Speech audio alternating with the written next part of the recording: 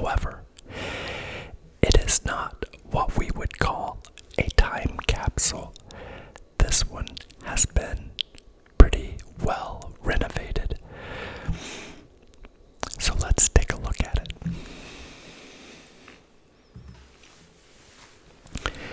On the outside, you can see that it resembles a White House, like the White House. It's got similar architecture.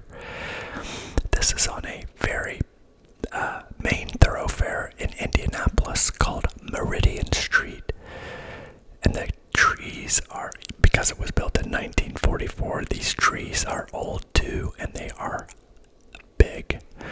This walkway is so wide. It's like I'm trying to give you an example of just that's me standing in the middle of it, and that's how much room I have on each side. I mean, it is wide. That's kind of a unique feature I haven't seen in a lot of homes, but this, I'm sure back in the day, this was like a glorious estate. It's still pretty nice. The neighbor next door has a tennis court in their yard. This also has a pretty big, a large yard. Has a little fire pit area.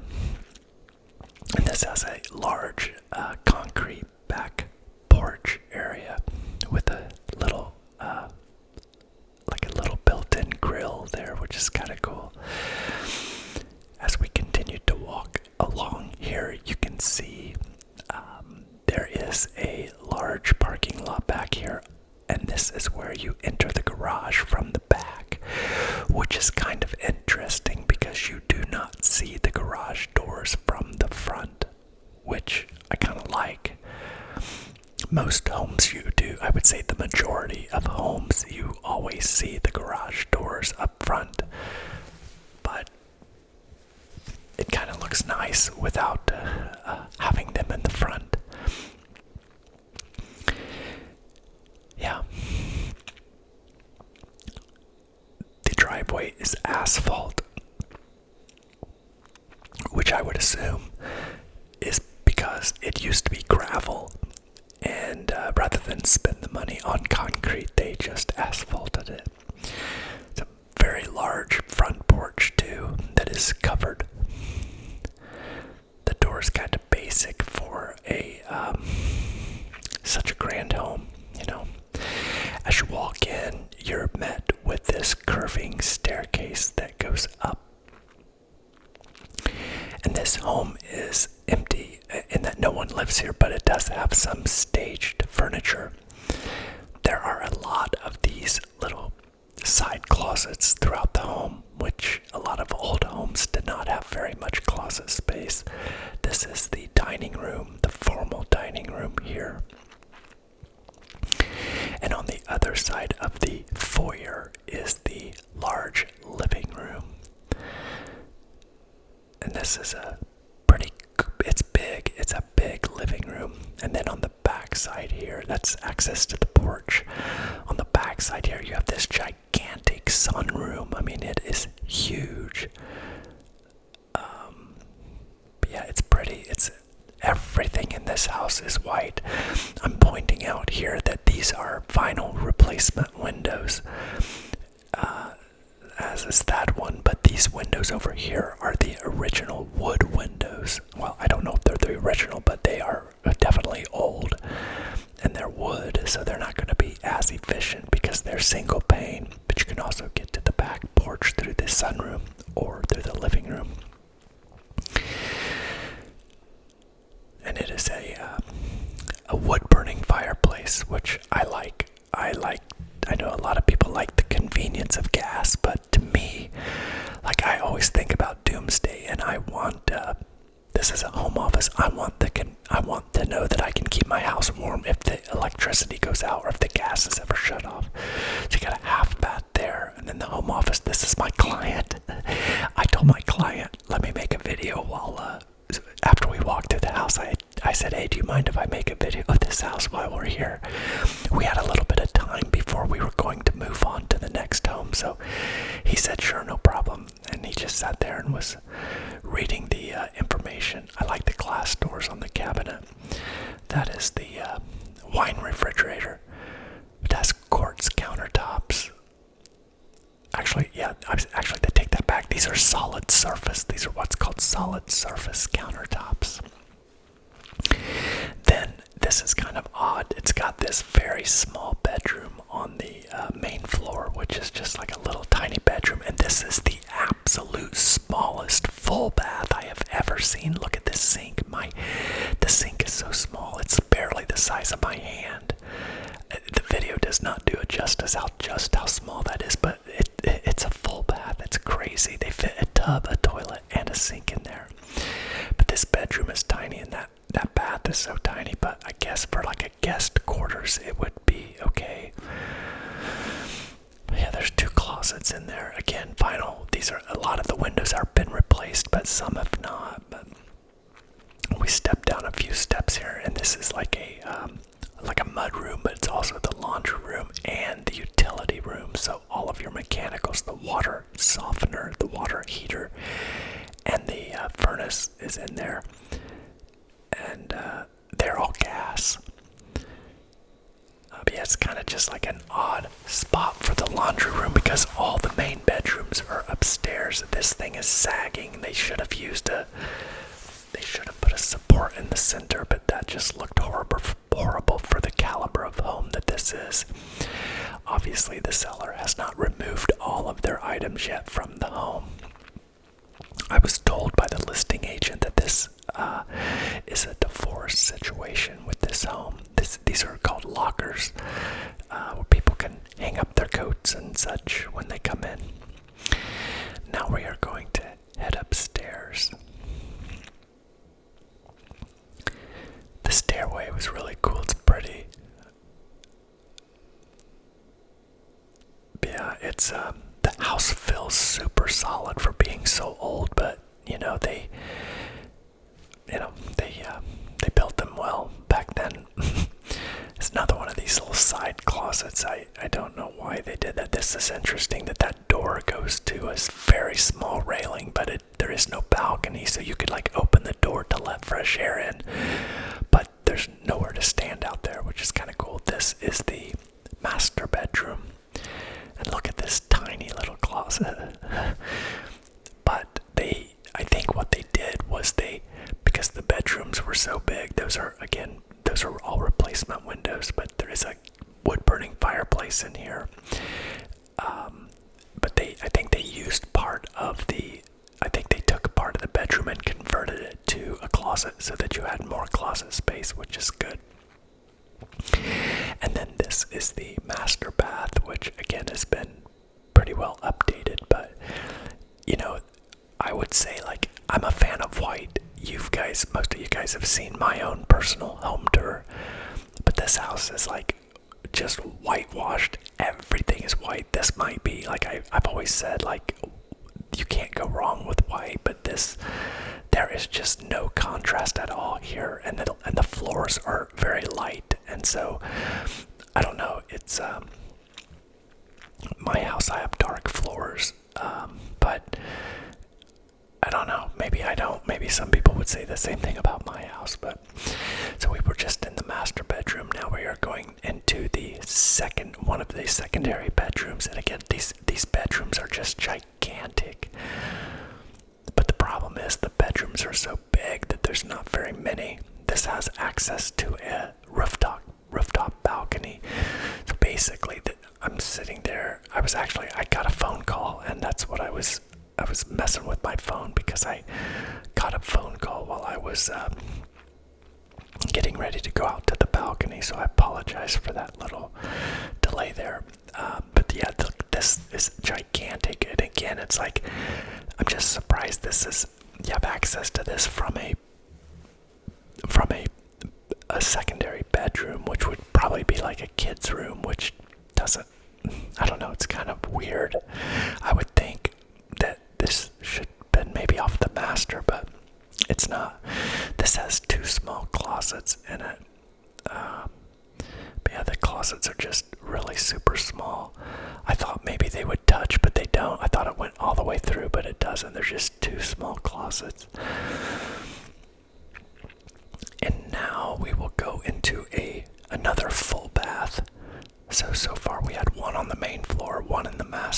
down here in the hall. So we have 3 full baths so far. Again, this one has been fully remodeled. This thing was really weird looking. I'd never seen tile like that before, but they put that little accent in there, which helped to at least give you some accent from all the white.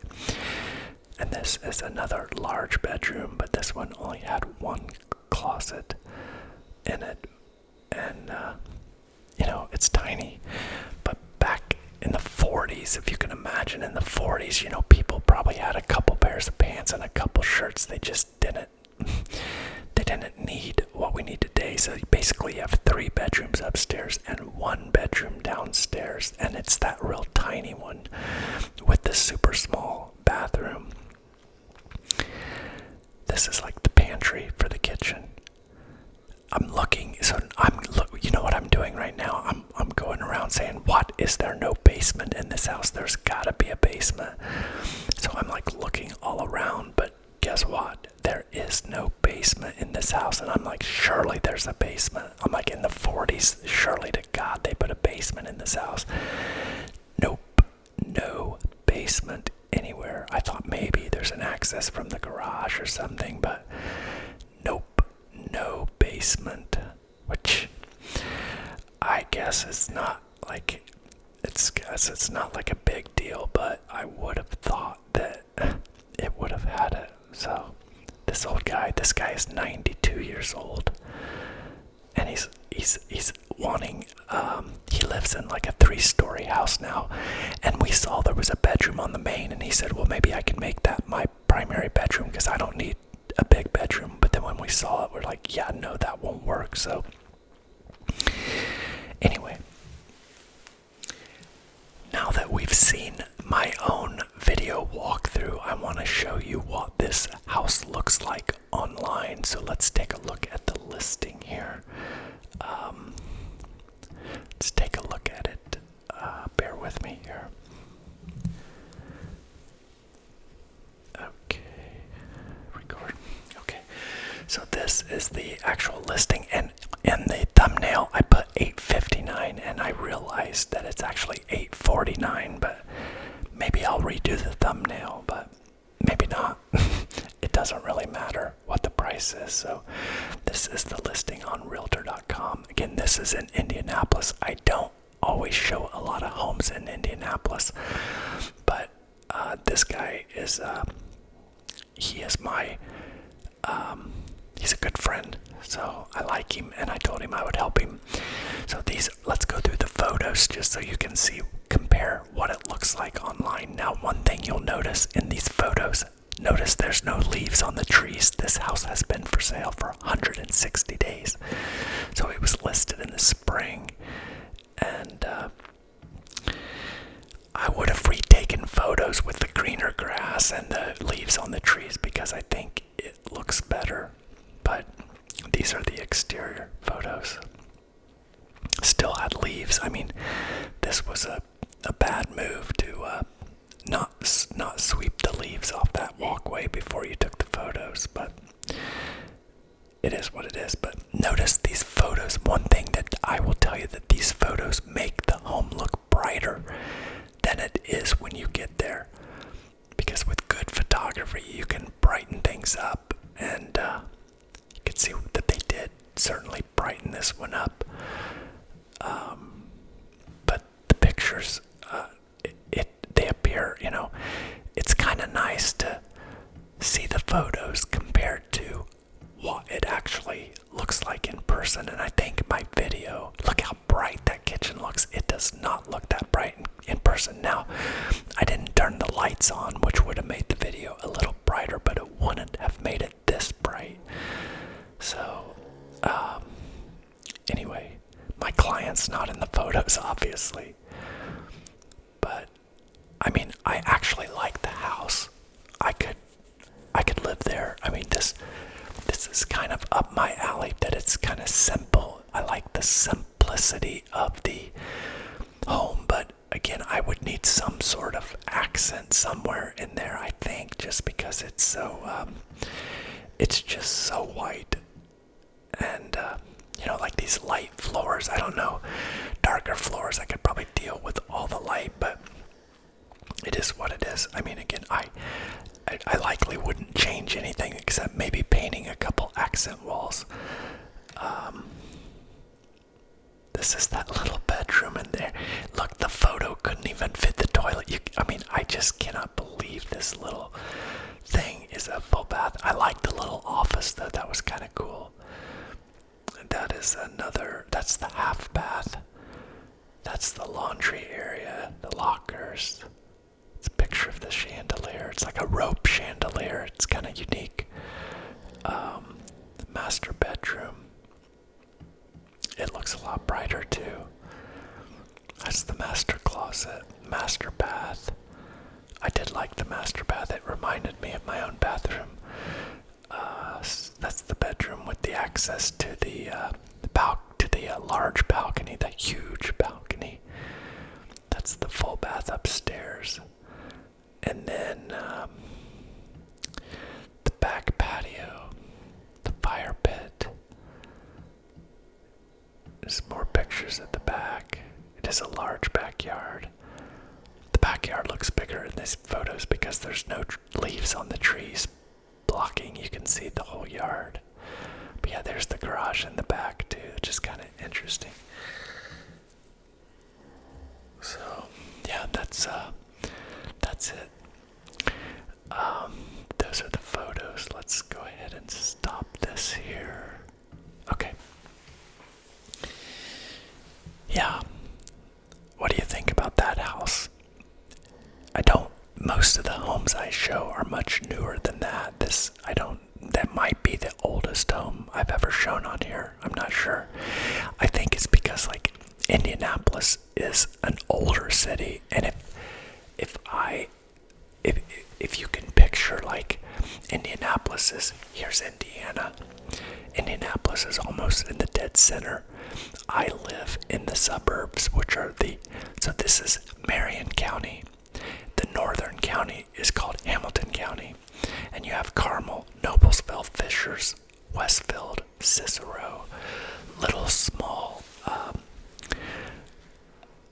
basically just more like bedroom towns, where Indianapolis is like a big city. Now, it's not as big as a lot of cities like New York or LA, but it's the largest city in Indiana, and it's the oldest city. Like, it's the capital, and so the roads are older, the houses are older. And when this house was built in 1944, my house was where I live was just a field, probably just raw nature, untouched land.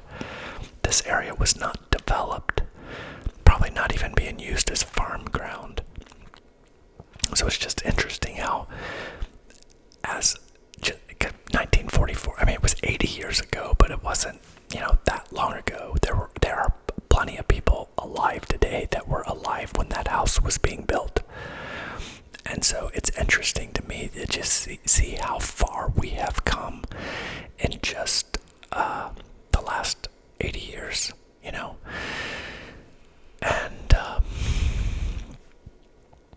I don't know. I'm reluctant to talk about this, but we had a lot of news today in the world. Charlie Kirk was taken, and I was actually due to do a life advice video today instead of a real estate video, but it's too raw within me right now, and I just did not want to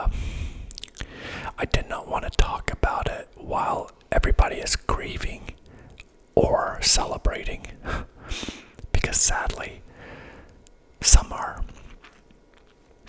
And yeah,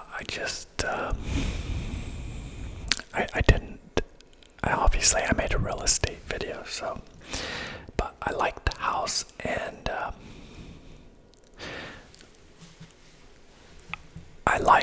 I like older homes. The very first home. Oh, you know what? I did give you guys a tour of my first home. I think the title of the video is My First Home. But I know the thumbnail says My First Home. But it was built in 1880. Like it was built 1880. 64 years before that home. That home was built before a time when there was no power tools.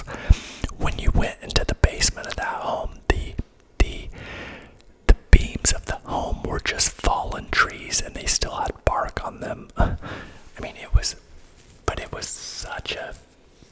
such a neat home. It was structurally sound, even being built that long ago.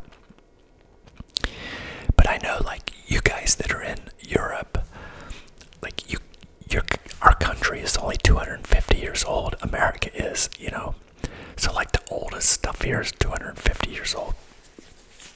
At least the oldest structures. But, there's homes in Europe that are 400 or 500 years old. It's just crazy. There's castles that are older than that, like in Ireland and stuff. So you guys have much older architecture than we do here, which is just interesting. Some places like China has the Great Wall. It's unbelievable how old that is. And some of the things that we have dug up, just looking back at humanity over the centuries is just history is just fascinating to me. And I'm amazed, really, that we've come this far, And one thing I was thinking about recently is,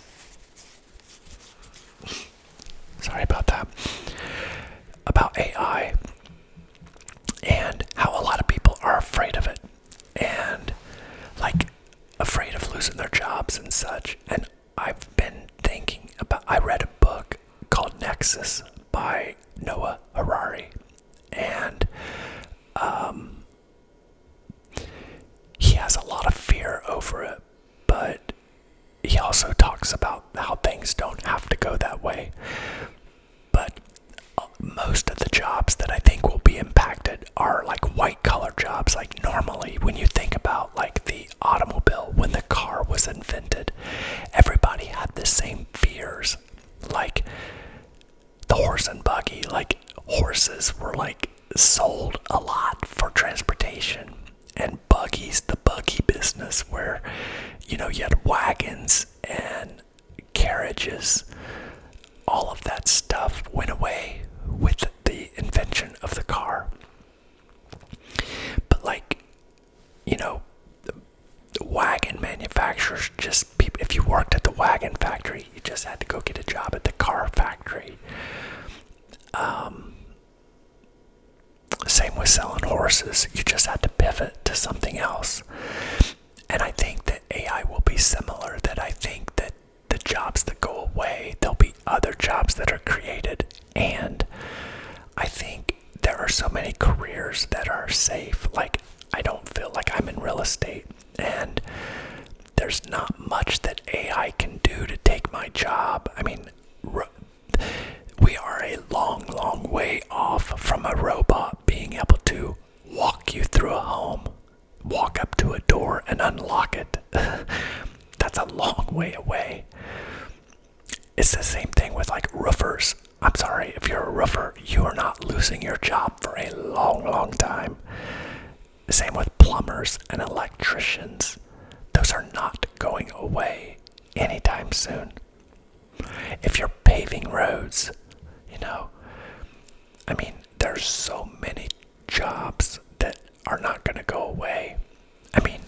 Maybe someday, but likely not in our lifetime even.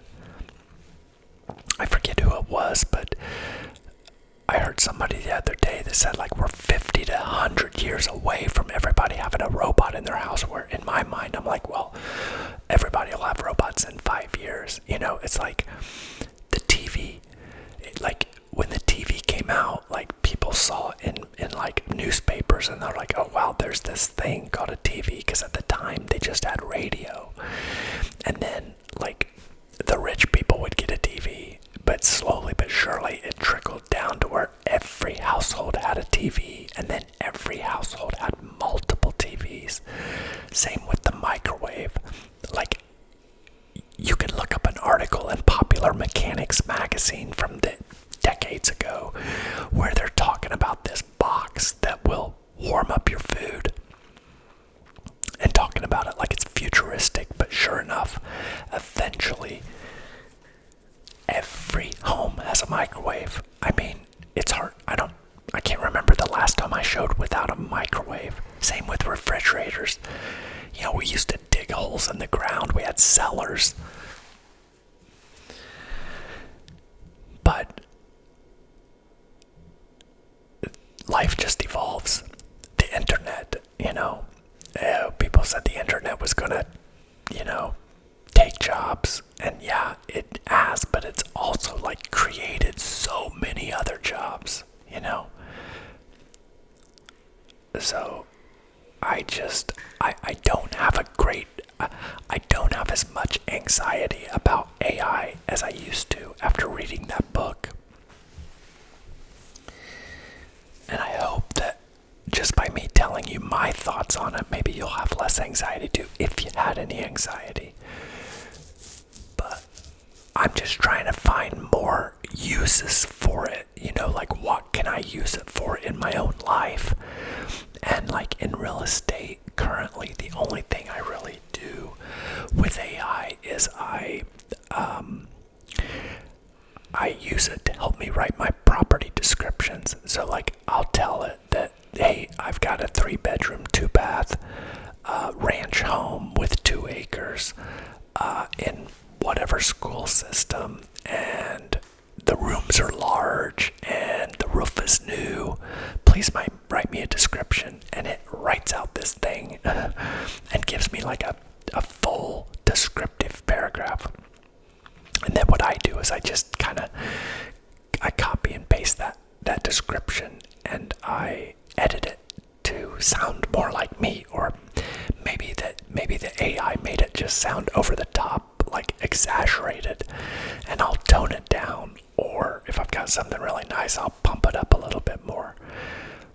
And but that's really all I use AI for. But I am thinking that there might be an opportunity for me to like use it for like actually getting clients.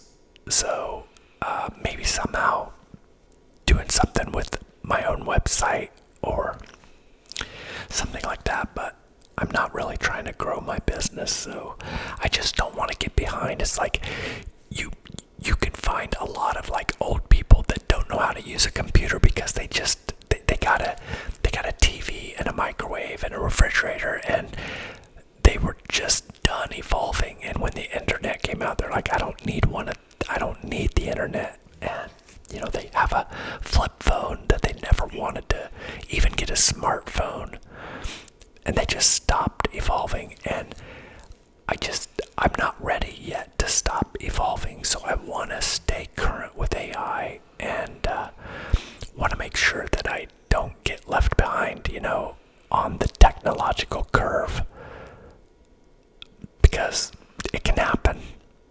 There are a lot of people in the world that are lost when it comes to a computer. They would have no idea what to do. They would just look at this and say, okay, what now? I do use AI with my video titles and my description, primarily just to save time. And my theory is that since the algorithm is a robot, I should use a robot to talk to the algorithm, because I want I want as many people as possible to be able to see my videos, so I think, well, surely a robot can do a better job of talking to a robot than I can. in trying to figure out the YouTube algorithm, because there really seems to be no rhyme or reason. But as you guys have seen, my channel has grown a lot. I've got a lot more of you guys as subscribers, and I'm grateful, super grateful for you all. And just I'm gonna keep posting as long as you guys keep watching. So I really appreciate you watching this one. Thank you. If you're not subscribed, please do, and I'll see you on the next one.